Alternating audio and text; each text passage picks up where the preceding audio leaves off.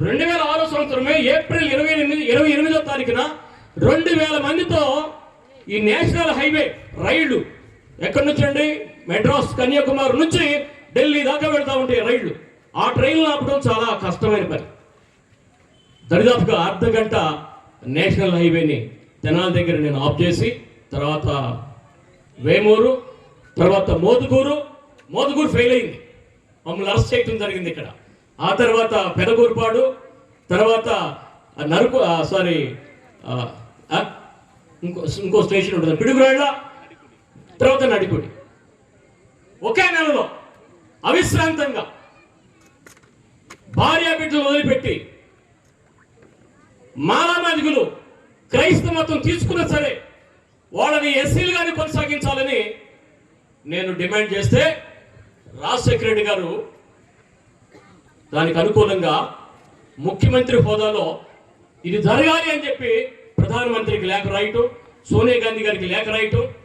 ఆ తర్వాత ఆయన ఒక ఎమ్మెల్యే గంగారాం జుక్కల్ ఎమ్మెల్యే గంగారాం గారు, ఆయన మేము ధర్నా చేస్తుంటే ఢిల్లీకి తన ప్రతినిధిగా రాజశేఖర రెడ్డి గారు మాకు ఆయన ఇచ్చి పంపించాడు. ఫ్లైట్లో ఇచ్చి రావటం, పాల్గొనటం, మళ్ళీ ఫ్లైట్లోనే వెళ్ళిపోయాడు. అంత గొప్ప ఉద్యమం చేస్తాం ఆ రోజుల్లో. కానీ అది ఈ రోజున ఇప్పుడు చేయాల్సిన పరిస్థితి వచ్చింది. అమ్మలారా, అక్కలారా, మీరందరూ చర్చికి వెళ్లకుండా దేవుణ్ణి ప్రార్థించకుండా, యెహోవా దేవుణ్ణి ఆరాధించకుండా, యేసయ్యని అంగీకరించకుండా ఉండేందుకోసం పెద్ద ఘోరమైన వ్యవహారం నడుస్తూ ఉన్నది ఇప్పుడు ఈ భారతదేశం మొత్తం మీద. ఈ మధ్యనే మార్చి 24వ తారీఖున సుప్రీంకోర్టు ఆఫ్ ఇండియా, సుప్రీంకోర్టులో 2 జడ్జీలు, మీరు క్రైస్తవ మతంలో ఉంటే ఎస్సీ హోదా కోల్పోతారు, ఎస్సీ హోదా కోల్పోయినందువల్ల రిజర్వేషన్లకి మీరు లేరు, రిజర్వేషన్ల ఉద్యోగులు తెచ్చుకోవడానికి వీల్లేదు, అలాగనే ఎస్సీ ఎస్టీ చట్టం కింద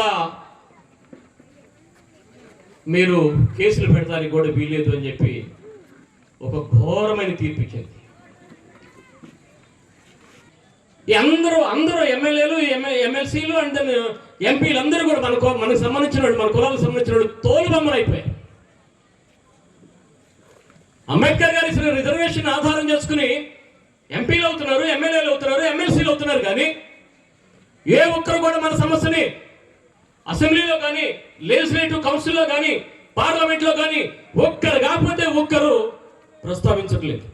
ఇది మీరందరూ కూడా గమనించాలి.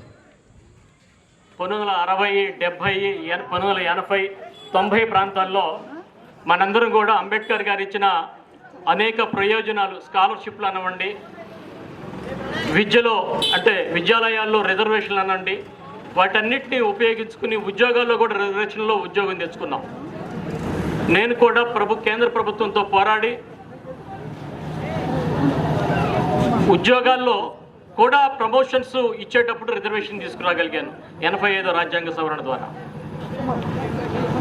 అలాగనే అంబేద్కర్ గారు మనకి మత స్వేచ్ఛ ఇచ్చారు, అంబేద్కర్ గారు మనకు వాక్ స్వాతంత్రం ఇచ్చారు, అంబేద్కర్ గారు మనకి అనేక ఆర్థిక ప్రయోజనాలు ఇచ్చారు. అంబేద్కర్ గారు మనకి చట్టం ముందు అందరూ సమానమే అనే వ్యవహారం ఆర్టికల్ 14, 15 ద్వారా మనకు తెలియపరిచారు. అటువంటి మహనీయుడి యొక్క మనకు అందించిన అనేక ప్రయోజనాల్ని ఈ రోజున మనకి దూరం చేసే ప్రయత్నం జరుగుతూ ఉంది. మీరందరూ కూడా గమనించాల్సిన విషయం ఏంటంటే, ఏవైతే ప్రయోజనాలు ఆయన మనకిచ్చారో వాటన్నిటిని కూడా దూరం చేసే ప్రయత్నం జరుగుతూ ఉన్నది. దయచేసి గమనించాల్సిందిగా కోరుతున్నా. రాజకీయాలు తీసి ప్రక్కన పెట్టండి. మన యొక్క ప్రయోజనాలకి నష్టం కలుగుతూ ఉంటుంటే మనం వాటిని ఖండించకుండా ఉండలేము కదా. ఖండించకపోతే మనం ఎట్లా అంబేద్కర్ గారు వారసులు అవుతాం? ఆయన కొన్ని ఆలోచనలు చేశారు, ఆ ఆలోచనల్ని మనం వాటిని కొనసాగించాలే. కానీ ఆ ఆలోచనలకి బ్రేక్ చేస్తుంటే, అడ్డుగడి కొడుతుంటే మనం చూస్తూ ఊరుకోవటం సరైనది కాదు. దానివల్ల ఏమైందంటే మళ్ళీ వెనకటి ముంత గోషా తాటాకు మనకు వస్తుంది.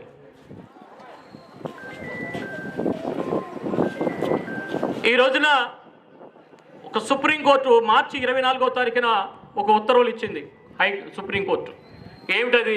ఇక్కడే మన పెట్లవానిపల్లి మండలంలో ఒక పాస్టర్ గారు, ఆనంద్ గారు, తన మీద జరిగిన దాడిని ఖండిస్తూ పోలీస్ కేసు పెడితే దాన్ని హైకోర్టు ఆ శిక్షల్ని రద్దు చేసింది. మళ్ళీ అది సుప్రీంకోర్టులో వేస్తే ఆ సుప్రీంకోర్టు ఏమందంటే, మీరు క్రైస్తవ మతంలో ఉన్నారు కనుక మీకు ఎస్సీ హోదా అనేది సరైనది కాదు అని చెప్పేసి అంది. అంటే ఎస్సీ హోదా ఇగిపోతే మనం ఎస్సీ రిజర్వేషన్లకు దూరం అయిపోతాం. అంతేకాకుండా మన మీద జరిగే దాడులు, అట్లాగనే హత్యలు, మానభంగాలు, వీటన్నిటి విషయంలో ఎస్సీ ఎస్టీ చట్టం కింద కేసు పెట్టకుండా మనకు అవకాశం కోల్పోతాం మనం. ఈ క్రమంలో మిత్రులందరికీ, పెద్దలందరికీ నేను చేతులెత్తి నమస్కరించి వేడుకునేది ఏంటంటే, ఇంకొకసారి నేను మీ అందరి మధ్యలోకి, మండలం మొత్తం కూడా ఇక్కడే నాగరాజు గారు, శ్రీని గారు ఉన్నారు, వీళ్ళిద్దరు యుద్ధ వీరులు. నాతో ఇక్కడే 20 ఏళ్ల క్రితం రైలు రోకో చేశాం.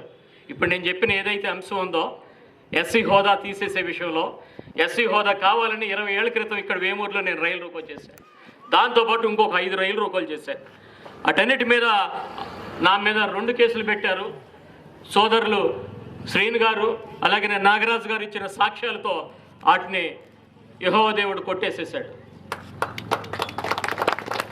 అంటే పెద్దలకు కానీ యువతకు కానీ నేను చెప్పేది ఏంటంటే, మనకి దూరం అవుతున్న ప్రయోజనాలను కాపాడుకోవడం కోసం మనం కొద్దిగా కష్టాలు పడాలా, నష్టాలు పడాలా. ఒక పక్కన చూడండి, దేశం కోసం, దేవుని కోసం, యెహోవా దేవుడిచ్చిన వాగ్దాన భూమి కోసం ఇశ్రాయేలీలు ప్రాణాలు తెగించి ఎన్ని వందల మంది, వేల మంది అక్కడ ప్రాణాలు ఒడ్డి పోరాడుతున్నారు చూడండి. మనం ఇక్కడ ప్రాణాలు కోల్పోవాల్సిన అవసరం లేదు. పిడికిలు బిగించి అంబేద్కర్ గారి రాజ్యాంగాన్ని అమలు చేయండి అని గట్టిగా అరవగలిగితే చాలు. ప్రాణాలు కోల్పోవాల్సిన అవసరం లేదు. అంబేద్కర్ గారి రాజ్యాంగాన్ని అమలు చేయండి అని గట్టిగా నినాదం చేయగలిగితే అద్భుతాలు జరుగుతాయి, మన ప్రయోజనాలు కొనసాగుతాయి. అంబేద్కర్ గారు ఇచ్చినటువంటి ఆలోచనలు మనం నెరవేర్చుకోగలుగుతామని చెప్పి మీకు తెలియజేస్తూ, ఈ నష్టపరిహారాల చట్టం కూడా తెచ్చుకోగలిగాం. ఆ యొక్క స్ఫూర్తితో మీ ముందు ఒక మాట మాట్లాడతాను. నాగరాజు గారు ఉన్నారు, మన దేవపాల్ గారు ఉన్నారు, అట్లాగే సీన్ గారు, ఇంకా చాలామంది పెద్దలు ఉన్నారు. అందరి పేర్లు చెప్పలేకపోవచ్చు నేను. ఇక్కడున్న అంబేద్కర్ యూత్ విశిష్టమైన యూత్ ఉన్నది. మీ అందరి ముందు ఒక ప్రపోజల్ నాది. మనం వేమూరు మండలం హెడ్ క్వార్టరే కాదు, వేమూరు ఎస్సీ నియోజకవర్గం యొక్క హెడ్ క్వార్టర్ కూడా ఇదే. ఈ క్రమంలో ఇక్కడ అంబేద్కర్ గారి విగ్రహం 25 అడుగుల విగ్రహం పడాలని, అలాగనే మీకు ఈ రోజు వరకు కూడా ఒక ఎస్సీ కమ్యూనిటీ హాల్ 1000 మంది బట్టే ఒక ఎస్సీ కమ్యూనిటీ హాల్ లేకుండా పోయిందని, ఈ క్రమంలో ఈ రెండింటిని గౌరవ శాసనసభ్యులు ఎవరన్నా సరే, సార్ నాకు ఆ పార్టీ పిచ్చలేదు, ఈ గౌరవ సభ్యులు శాసనసభ్యులు మనకి నక్కానంద్ బాబు గారు ఉన్నారు, మా జూనియరే ఏసీ కళాశాలలో మేమందరం కలిసి చదువుకున్న వాళ్ళమే. మీరందరూ కూడా కలిసి ఆయన ముందు ఒక ప్రపోజల్ పెట్టండి. ఈ 2 విషయాల్లో లేఖపూర్వకంగా పెడితే, ఆయన ఒక లేఖ కనుక కలెక్టర్ గారికి రాయగలిగితే చాలు, మీకు ఫండ్స్ తెచ్చే బాధ్యత నేను తీసుకుంటాను. Thank you. ఈ రోజున 135వ అంబేద్కర్ గారి జయంతి ఉత్సవం సందర్భంగా చుండూరు రావడం జరిగింది. మరి చుండూరు అనే ఒక సంఘటన ప్రపంచవ్యాప్తంగా అందరికీ తెలిసిన విషయం. ఎస్సీ ఎస్టీ చట్టం ఈ దేశంలో సరిగా అమలవుతుందా లేదా అంటానికి చుండూరు అనే ఇన్సిడెంటే ఒక పెద్ద ఉదాహరణ.